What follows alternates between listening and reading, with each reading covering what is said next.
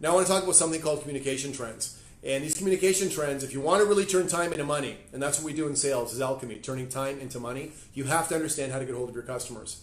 I'd be curious here when you're watching, if anybody in this chat or in this live stream has a landline. When I ask this in seminars, they put up your hand if you still have a landline.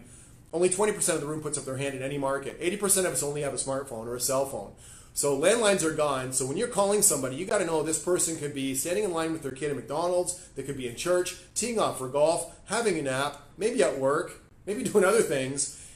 Listen, phoning people today, the reason why we don't pick up the phone is because of caller ID. We get to screen all of our calls. And in a lot of cases, it's just interrupting us because it's with us all the time. So I'm not against phoning, but what I'm going to talk about here today is to text first, generate the interest by text, and anybody doesn't call you back on a text, the next day phone them. But I believe in leading the conversation with a text, drawing and engaging that customer from there, and then making the phone call.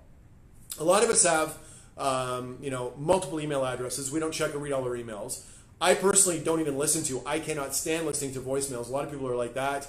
And it's just a different deal getting hold of people. But how many times an hour are we checking your text messages? The other benefit with texting with lead generation, as a salesperson, and I do this regularly in dealerships, this is one thing that's a little bit different. I do actually go out and try to do my techniques in store.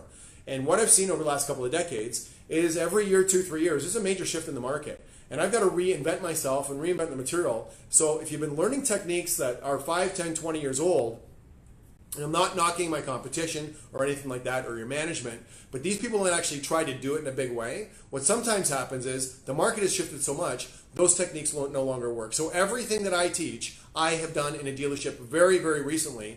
And that's why my stuff continues to evolve, because if you don't evolve, you will dissolve. You have to adapt or die. But communication trends, I really believe in texting first, generating that awareness, and then taking it to the phone. Next thing under psychology.